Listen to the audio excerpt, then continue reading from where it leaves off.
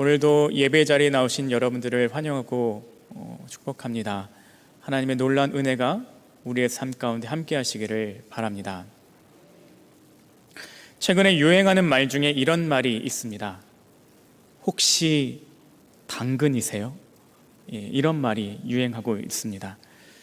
당근 마켓이라는 게 있는데요, 이 당근 마켓은 당신 근처의 마켓이라는 말의 줄임말입니다. 이것은 중고 물품을 사고 파는 그러한 어플을 의미하는데요, 이 어플의 특징은 우리 주변의 사람들과 거래하도록 하는 것이 특징입니다. 그 전까지 중고 거래를 살펴보면 대개의 경우는 좀 먼 거리의 경우도 있어서 택배로 이것을 주고 사고 팔고 하다 보니까 중간에 사기를 치고 사기를 당하는 경우도 꽤 많았던 것이었습니다. 그래서 이러한 것들을 개선하고자 당신 근처에 있는 마켓이라는 의미로 여러분들 주변에 있는 사람들과 활발하게 중고 물품을 사고 팔 수 있도록 자리를 마련한 그런 어플이 이 당근 마켓이라는 어플입니다. 그래서 사람들이 이것을 많이 사용하고요, 사람들이 이것을 통하여서 처음 만날 때 이런 말을 하는 것입니다. 혹시 당근이세요? 이런 말을 한다라는 것입니다. 잠깐만 연습해 볼까요? 혹시 당근이세요? 네. 이제 여러분들도 유행어를 아셨으니까 어디 가셔서 당근 마켓 쓰시면서 하시면 됩니다. 지난주 중에 교회에서 사역을 마치고 이제 집으로 들어갔습니다. 아내가 갑자기 저한테 이런 이야기를 하는 겁니다. 이 둘째 아이의 신발을 사기로 했다라는 겁니다. 누가 새 신발인데 아이가 안 신으니까 이걸 판다고 해가지고 당근 마켓에 올린 것을 보고 아내가 사겠다라고 해서 이제 평생에 처음으로 당근 마켓을 거래하게 된 것입니다. 그런데 이제 제가 남편 된 마음으로 살짝 걱정도 되기도 하고, 저는 이제 당근 마켓으로 사고 팔았던 경험도 있고 하니까 내가 유행어도 잘 알려줘야겠다, 이런 마음이 좀 들어서 거래 현장에 같이 나갔습니다. 우리가 먼저 도착을 해가지고요, 이제 약속 시간을 기다리고 있었습니다. 판매자가 이제 도착을 했습니다. 자, 원래대로라면 여기서 유행어가 등장해야 됩니다. 혹시 당근이세요? 이 말이 등장해야 됩니다. 그런데 그 판매자가 제일 먼저 한 말이 무엇이었을까요? 그 판매자가 제일 먼저 했던 말, 어머 목사님! 네. 당신 근처의 마켓, 구로 4동의 마켓이었습니다. 우리 교인분이 나오셨습니다. 네. 그렇게 아내의 첫 당근 마켓의 거래는 우리 교회의 교인과 이루어지게 되었습니다. 이 일이 있고 난 다음에 당근 마켓이라는 말에 대해서 묵상을 해보게 되었습니다.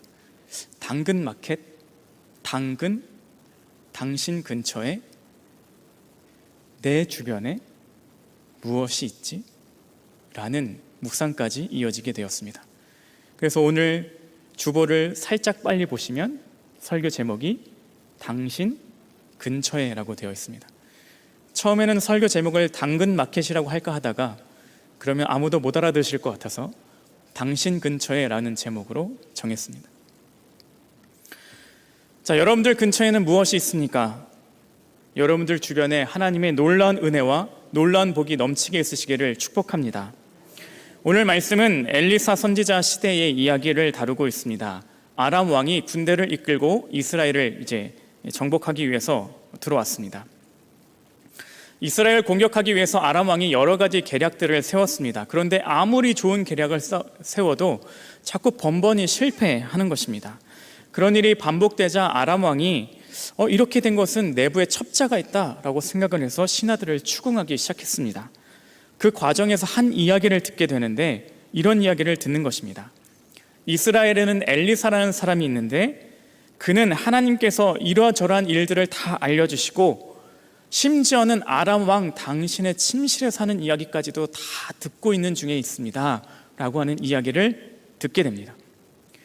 그러자 아람 왕이 이 엘리사만 잡으면 이 이스라엘을 정복할 수 있겠다는 생각을 하게 됩니다.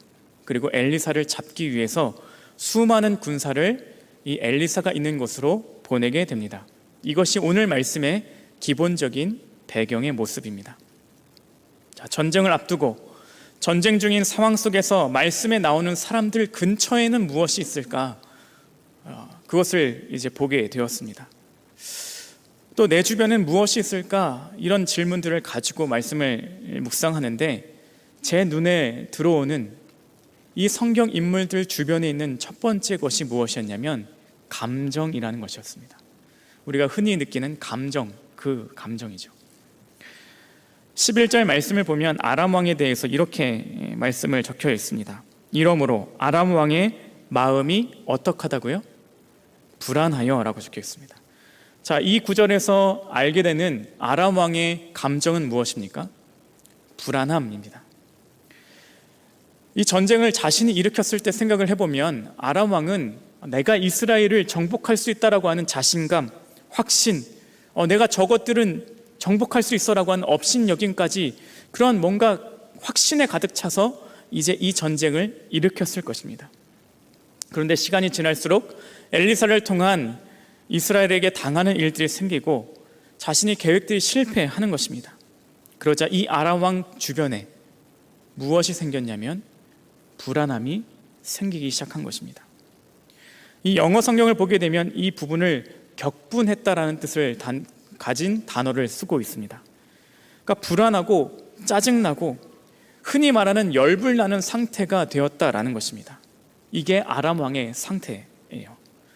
아람 왕의 이런 감정이 어떠할 때 생겼냐면 좌절되고 실패의 연속 속에서 이러한 감정이 생기게 된 것이었습니다. 돌이켜보니까 우리도 또한 그렇습니다.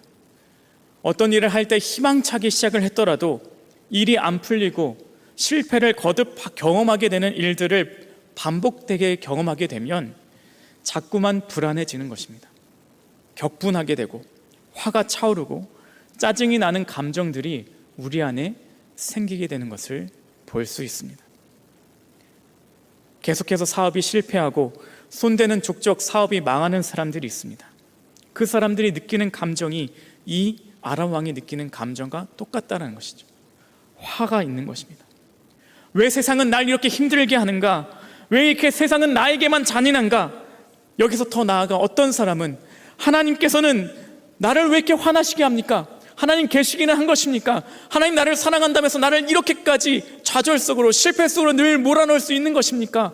라고 하는 그런 화, 울분, 격분의 감정이 생길 때가 있다라는 것입니다. 이 아람 왕 근처에 화, 불안, 이러한 짜증들이 있었습니다. 오늘 본문 말씀 가운데 이 아람 왕처럼 감정의 상태를 느낄 수 있는 또 한 사람이 등장하는데요, 바로 엘리사의 사환입니다. 15절을 보면 이렇게 적혀 있습니다. 하나님의 사환이 일찍 일어나서 나가보니 군사와 말과 병거가 성읍을 에워쌌는지라. 그의 사환이 엘리사에게 말하되 내 주여, 우리가 어찌 하리이까 하니. 이에 대해서 16절 엘리사는 이렇게 대답합니다. 대답하되 두려워하지 말라. 엘리사 사환이 지금 느끼는 감정은 무엇일까요? 두려움이라는 감정이었습니다. 16절을 그래서 엘리사도 두려워하지 말라라고 이야기를 하는 것입니다. 자, 아람 왕의 분노와 격분, 그런 화 같은 감정과 엘리사 사환에 느끼는 이 두려움, 이 감정들의 공통점이 무엇일까요? 바로 우리 주변에서 심심치 않게 발견되는 감정이라는 것입니다. 또한 이 감정의 공통점 중에 하나는 상황에서 생긴 감정이라는 것입니다. 아람 왕은 자신의 뜻대로 풀리지 않아서 그런 상황들 때문에 화라고 하는 감정이 생겼고요, 엘리사의 사환은 자신을 둘러싸고 있는 군사를 바라보니 두려움을 느끼게 되었습니다. 우리에게서도 흔히 벌어지는 일들입니다. 상황들 속에서, 상황들에 의해서 자꾸만 감정이 생깁니다. 그리고 그 감정이 나를 둘러싸고 이 감정들 때문에 우울하게도 되고 기쁘게도 되는 일들이 생겨나는 것이죠. 자, 여러분들 주변에는 어떠한 감정들이 있으십니까? 여러분들은 어떠한 감정들을 느끼면서 살아가고 계십니까? 여러분들은 부디 상황에 따라 일희일비하는 사람들이 아니시기를 바랍니다. 상황에 의해서 좌지우지되는 사람이 아니라 하나님을 신뢰하는 가운데 늘 기쁨과 감사가 넘치는 사람들이 되시기를 축복합니다. 자, 이 말씀 중에 엘리사가 등장합니다. 그런데 이 엘리사는 이 아람 왕과 이 사환처럼 감정에 휘둘리지 않는 것을 볼 수 있습니다. 오히려 군사들이 자신을 잡으려고, 자신을 죽이려고 쳐들어왔는데 태평해 보이는 모습을 보이게 됩니다. 자신을 잡으려고, 죽이려고 사람들이 왔는데 당황하지도 두려워하지도 않고 있다는 것이죠. 왜 그럴까? 엘리사 자신이 어떠한 존재인지를 그가 알고 있기 때문이었습니다. 바로 자신이 하나님의 자녀요, 하나님의 사람이라는 사실을 너무나도 잘 알고 있었기 때문에 지금 그런 상황들에 흔들리는 사람이 아니었다라는 것입니다. 시편 42편 5절은 이렇게 말합니다. 내 영혼아, 내가 어찌하여 낙심하며 어찌하여 내 속에서 불안해하는가? 너는 하나님께 소망을 두라. 너는 하나님께 소망을 두라. 그가 나타나 도우심으로 말미암아 내가 여전히 찬송하리로다. 아멘. 저는 어렸을 때부터 부러워했던 사람들이 있습니다. 문제가 있을 때 어떤 사람들은 웃으면서 가볍게 넘기는 사람이 있고요, 어떤 사람들은 이 문제에 완전히 몰입하게 되어서 그 상황 속에서 벗어나지 못하는 사람들이 있더라고요. 쉽게 털고 일어나는 사람들은 너무나도 부러웠습니다. 그래서 그 사람들의 특징이 무엇인가 하고 관찰해 보았습니다. 어떤 일이 있을 때, 어떤 문제들이 있을 때, 어떤 어려움들이 있을 때 툭툭 털고 일어나는 사람들의 특징은 무엇이었냐면 자존감이 높다라는 것이었습니다. 나는 이러한 일에 무너질 사람이 아니야, 빨리 일어서면 되지, 빨리 다른 거 하면 되지라고 하는 자존감이 높은 사람들이었습니다. 그 자존감은 나는 이런 사람이 아니야 라고 하는 그런 데서 오는 것이었습니다. 사환의 눈에는 보이지 않았지만 엘리사 눈에는 이미 불말과 불병거가 보이고 있었기 때문입니다. 하나님께서 나를 지켜주시는 불말과 불병거가 이미 있다라는 사실을 그는 알고 있었기 때문에, 나는 하나님의 사랑을 받는 사람이기 때문에, 하나님께 쓰임받는 사람이라고 하는 사실을 이미 알고 있었기 때문에, 그 높은 자존감 때문에 나는 이 상황 속에서도 흔들리지 않는 태평한 사람이 될 수 있었다라는 것이옵니다. 여러분들은 하나님의 사랑하는 자녀이십니다. 그러니 흔들리지 마시기를 바랍니다. 상황에 현혹되지 마시기를 바랍니다. 여러분들이 하나님의 자녀이기 때문에 여러분들을 지킬 군대가 여러분들 근처에 있습니다. 우리가 이것을 볼 수 있다면 엘리사처럼 상황이 흔들리지 않을 수 있습니다. 그렇다면 어떻게 내 주변에 있는 상황과 문제들을 통한 감정이 아니라 하나님의 군사들을 볼 수 있을까? 엘리사가 어떤 일을 했는지 보면 그 힌트를 알 수 있습니다. 17절 말씀에 기도하여 이르되 여호와여, 원하건대 그의 눈을 열어서 보게 하옵소서. 이후에도 기도하여 이르되 엘리사는 기도했습니다. 이 구절을 통해서 수많은 목사님들, 수많은 단상에서 설교할 때 영안을 열어야 됩니다, 이런 설교들을 들으셨을 겁니다. 물론 맞는 말씀입니다. 저 역시도 제 영안이 열리기를 기도하는 사람입니다. 그런데 저는요, 자꾸 영안은 안 열리고 눈만 나빠져서 안경을 쓰고 있습니다. 목회를 하면서 다양한 결정들을 해야 될 때가 있습니다. 이제 저는 그때마다 고민이 되는 것입니다. 이 결정이 내 감정이나 내 경험 등을 통해서 내리는 결정은 아닐까? 내 인간적인 욕심에 의해서 내리는 결정은 아닐까? 라고 하는 고민이 저 안에 늘 있습니다. 어디까지가 믿음이지? 어디까지가 믿음의 고백이지? 어디까지가 이성적인 행동이지? 라고 하는 고민과 질문이 저에게 늘 있습니다.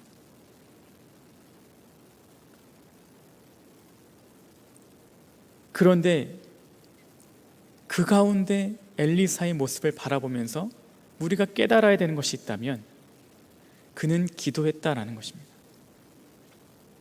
기도는 간구의 목적도 있지만 기본적으로 대화를 의미해 두고 있습니다. 하나님과 대화하며 마음을 맞춰가는 것이죠. 하나님의 마음에 내 마음을 맞춰가는 것. 이후의 말씀들을 쭉 보게 되면 그 군대의 아람 군대들의 군사들의 눈을 멀게 해서 쭉 엘리사가 그들을 끌고 성 안에 들어가는 것을 보게 됩니다.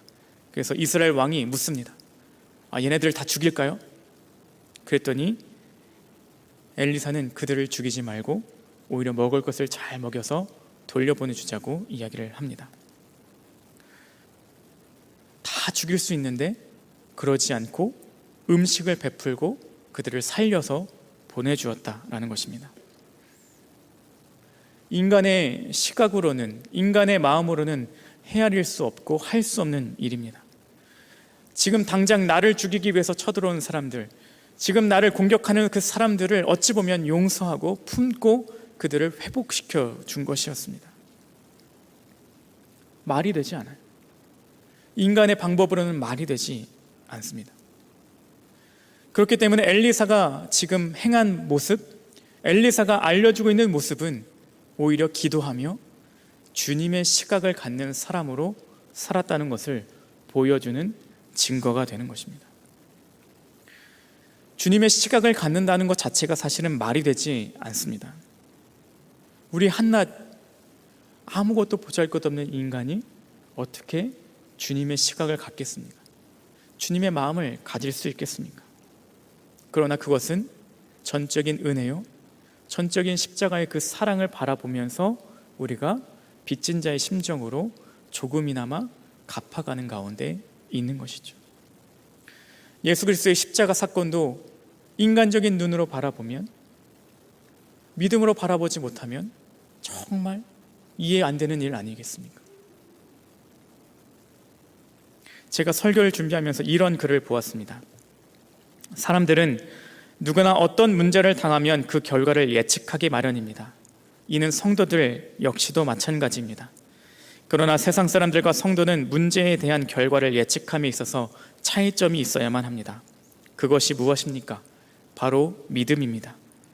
믿음으로 지금의 문제를 해석하고 믿음으로 앞으로 직면하게 될 결과를 예측하는 것입니다. 동물은 본능으로 살고 불신앙인들은 이성이나 경험만 가지고 살지만 성도들은 오직 믿음으로 말미암아 사는 존재들입니다. 오직 우리 근처에 있는 것을 바라보는 방법, 이 첫걸음이 주님의 시각을 갖는 것입니다. 그리고 실천해 보는 것입니다. 두렵지만 이겨내 보는 것입니다. 당신 근처에, 내 근처에 하나님의 손길과 사랑과 인도함이 있다는 사실을 기억하면서 살아가는 것입니다. 그리고 그 사랑을 조금이나마 실천해 보면서 살아가는 것입니다. 찬양 중에 성령이 오셨네라고 하는 찬양이 있는데요, 가사가 이렇습니다. 허무한 시절 지날 때, 깊은 한숨 내쉴 때, 그런 풍경 보시며 탄식하는 분 있네. 그와 같이 너희를 버려두지 않으리. 내가 너희와 영원히 함께하리라. 상황들만 바라보면 우리는 감정을 가질 수밖에 없습니다. 흔들릴 수밖에 없는 감정들, 나를 쥐고 흔드는 그런 감정들을 가질 수밖에 없습니다. 그러나 당신 근처에, 내 근처에 하나님의 손길이 있다는 사실을, 하나님의 사랑이 있음을, 하나님의 은혜가 있음을 기억하는 사람을, 그리고 그것을 바라볼 줄 아는 사람은, 그리고 그것을 실천할 줄 아는 사람은 나를 버려두지 않으신다, 내가 너와 영원히 함께 할 것이다 라고 하는 이 찬양 가사처럼 나와 함께 하시는 하나님을 바라보면서 흔들리지 않고 살아가게 되는 것입니다. 여러분들 근처에는 무엇이 있습니까? 당신 근처에 깊은 한숨이 있고 당신 근처에 불안과 두려움이 있어서 나와 가정을 흔드는 일들이 있으십니까? 그런 상황들 속에 흔들리지 마시기를 바랍니다. 주님의 시각을 가지고 이 문제들을 바라볼 수 있기를 축복합니다.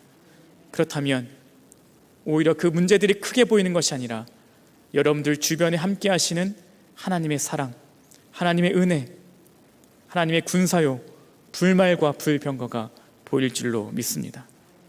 엘리사의 사환의 눈으로만 바라봤을 땐 그들의 일은 죽을 일이었습니다. 그러나 하나님의 시각을 가지고 바라보는 엘리사의 눈에는 오히려 하나님의 놀라운 일들을 경험할 수 있는 축복의 시간들이 되었습니다. 여러분들 근처에 하나님의 사랑이 여전히 있습니다. 여러분들 근처에 하나님의 은혜가 여전히 있습니다. 여러분들 근처에 하나님의 불말과 불병거가 여전히 있습니다. 상황을 바라보시면서 흔들리는 감정을 갖는 것이 아니라 하나님의 사랑을 경험하고 하나님의 은혜를 품는 믿음의 사람들이 되시기를 주님의 이름으로 축복합니다. 마지막으로 여러분들께 묻고 싶습니다. 당신 근처에 무엇이 있습니까? 기도하시겠습니다.